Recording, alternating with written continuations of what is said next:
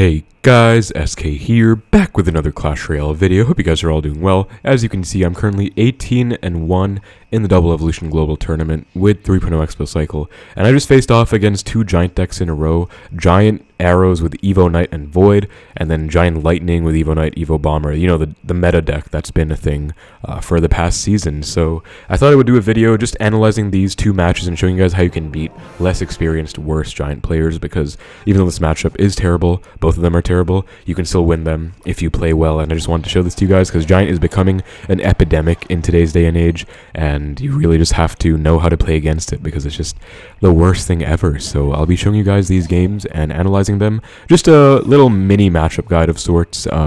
I really don't like Giant. Like, I don't keep that a secret. I rage tweet about it all the time on Twitter. You guys know me, but yeah, I think it's just, you know, worth exploring the strategies you can utilize in this matchup and how to succeed. So the dude voids my Tesla right away, which is already so frustrating. I get back to a Tesla. That's like the only play I can make, because if I go for the archers, they might have defended, but then he would have gone arrows and would have killed them. Whereas at least the Tesla stays alive, you know, a little bit longer. And here's really precarious. Look at this perfect Knight, dude. Number 1, to kill the Giant before it gets another hit. Number 2, to retarget the Guardian off the tower. Number 3, to take the Bomber's hits without splashing the tower. Like, that Knight was everything. If I messed that up even by a little bit, I would have either taken Bomber Splash or I wouldn't have retargeted the Guardian, and I would have already lost the game. That said, this still looks like a really bad losing position already, just because I'm down so much elixir at this point, and it does not look promising. I split my archers. I believe he takes this as his cue to just go in as a Giant player. Yup, like, oh, they split archers, let me spam my entire elixir at the bridge. Absolute skill from this gentleman right here. And I think he voids my Tesla. Yup, he does. Of course he does. I have to just let it go.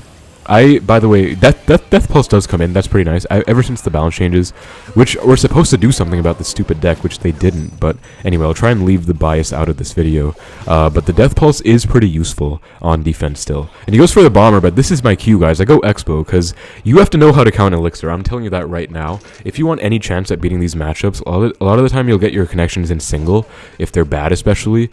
And right now I get this. Here's the next trick, by the way. Kite this out of Xbow range with the Ice Spirit. Perfect play. We get the lock, and now I'm back in business, just because number 1, I was counting his elixir and I knew he didn't have enough for anything serious. That's why I went X1, ignored the Bomber instead of overcommitting to it. Like, you have to know when to take damage. By the way, very depressing. Evo archers now die to the arrows after the balances. It's actually like really bad, and it might be a bigger deal than I thought, because it just sucks, like, having that happen. Like, that's not a good interaction. Pretty frustrating. But I still Xbow to pressure. He goes for the Giant the back.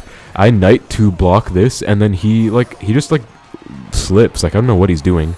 I catch the Void with my Skellies, and it doesn't really do that well because Skellies insta die to the Void. It's kind of sad, but they do a good enough job. And then I just have to full defend now, which is fine. You'll notice that I pre-cycle my archers. That's a very important tactic in these matchups, because you're going to get back to a new pair of archers. And now this is where all the pressure comes down. You know, I have such a big block, but the game is still not over because he's still going to be spamming me on a 0 HP Duchess. So I go for the Knight to block against that Void. The Death Pulse comes in again, and I can actually defend courtesy of that Death Pulse. So Evo Tesla puts in a lot of work. The dude is still spamming me because my Duchess is low. Like, this is all the Giant players do. They get a huge push, they build up an advantage, and they just start spamming you over and over because your Duchess is on 0 daggers, and they capitalize whatever. But if you can defend perfectly, that was just a good case of micro. And essentially the way I won this game was he overcommitted in single, being a bit too greedy. I caught on to it very quick, and I punished him, and that's really what you have to do. So I go for my spell cycle now, and I'm pretty sure I BM him, yeah, because I mean, he's playing Giant Void with Evo Knight, Evo Bomber, and he lost to Xbow. Like, come on, dude. But yeah, I beat Giant Void. Next up, we have Giant Lightning. I believe this one goes on a little bit longer, but I want to show you guys this one as well. Just again, a little mini matchup guide for the second channel. I know I haven't done many of these kinds of videos recently. I've been doing some non-commentary videos or like highlights of my main channel videos on here, but I did want to get a mini matchup guide of sorts for you as well. So yeah, let's get into this one. Again, it is about single, but it's also not, because you can't force a lock in single. What you have to do is know all the signs to catch on and pick up on in single. So, for example, when he overcommits like the other guy did, or if they do some other kind of misplay and you can punish with an Xbow, like, you have to pick up on those signs. So Giant the back, definitely my sign to Xbow opposite, and he does Fisherman and then LP. I believe I slight commit to this LP. I go for the, Ice Spirit and then Skellies maybe? No Skellies. Good to not go Skellies there actually, because you actually can't really overcommit. Like, if you do, you might lose. So, good patience on my end. Just kind of letting the Xbow die.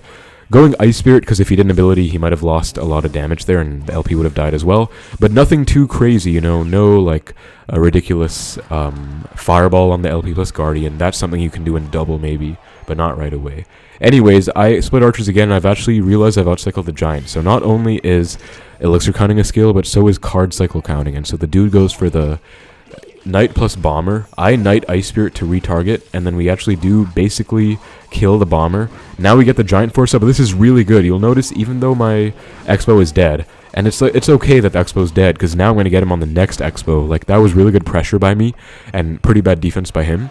And now I can go in again. So that Fisherman I can recognize is literally on like 3 Elixir. So if this was a perfect world, I would just punish him right now and win the game. Because I'm like, close to an Xbow. See how much Elixir I'm up? Like, I'm up so much, right? But I'm pretty sure he still gets bailed out. Just because this deck is one of the most boosted decks of all time. I swear to God. Like, don't get me started on this deck. But goes for the LP. I think this is only play. Yup.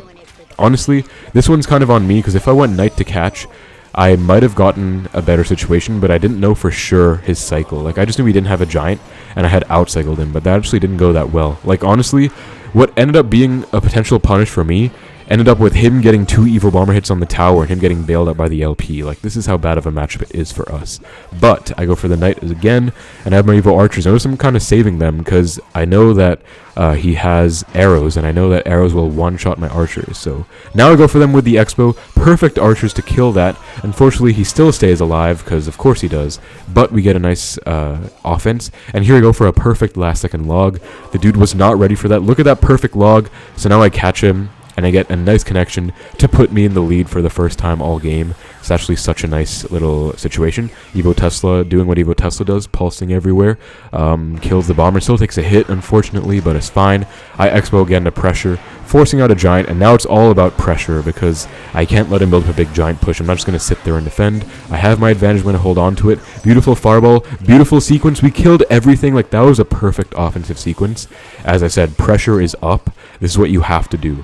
And so I think I even go Archers here on this Knight. No, I don't, because it's basically already dead. But we get a nice lock, and that, like, he didn't even make any terrible plays. I mean, don't get me wrong, he's a Giant player. I don't have that much respect for him already. With the deck he plays, like, he's probably not that great of a player, because they're honestly, that's not even me being, like, personally toxic, by the way. They're just factually so many players who got good finishes last season and were higher up on ladder than they should have been, just because they're playing this deck. Like, I'm not even joking, so anyways, log to kill the Phoenix Egg. Evo Knight's a bit annoying, but I Ice Spirit to freeze it in place, make sure it dies. Skellies to protect, and then I have my Evo Archers if I need them. I don't think I need them just yet. I actually, split them because I thought I wouldn't need them. Of course, now I do. They would have been so good here, dude. They would have melted that entire Giant, but it's okay. Bomber doesn't even splash the tower once. I go for the late Ice Spirit, kind of my bad, but it's all good. Like, we're in triple now, and all I have to do is defend. So now I showed you guys how to do perfect offense. Let me show you how to do perfect defense against this Giant deck. So we split our Skellies. I center Tesla. Center Tesla is very important, because you notice this guy has a Lightning. By the way, he hasn't really played the Lightning much. I think that's one misplay in his playstyle. Like, he should be using Lightning more. But that's why I'm going for the pre-Teslas, because if they do go for the Lightnings, you want to get back to a second one as soon as you can. By the way, notice that my Archers are sitting there getting infinite value on the board, just because he already went for the arrows and I got back to a new pair. Now again, arrows come down, I'm back to my 3rd pair of Archers, which are evolved this time. And Evo Tesla doing an Evo Tesla thing. I can get the double Fireballs now, and he gives up. His first Lightning is on my King Tower. Like, this guy kind of got destroyed. He's giving the good luck. Looks like he's BMing, so I just BM, like, the living hell out of him, because Giant player BMing, like, come on, dude. Like, come on now. But yeah, those were some two great wins in the GT, kind of higher up as well, like 17 and 18 wins. So it's not like I'm playing against absolute noobs at 0 wins. Like, I wouldn't say those guys were that great, but these were still really bad matchups that I feel like even a worse player should be able to beat a better player in. But that is how you do it with 3.0. Also, I had the Ice Spirit here, which is very helpful, guys. Like, E-Spirit's good in this meta, but Ice Spirit's very nice for defense against Giant. But basically, you want to catch on to any signals they give you in single Elixir to break through, and then you want to play good offense in double. Like, not overcommitting on offense, but just pressuring enough to break through if they slip up. And if you catch them with a trick, like hiding out of range or anything, then you can get a nice lock like I did in both those games. So that's about it for the video. Hope this helped you guys out. Thank you so much for watching. Take care, and I will see you in the next one.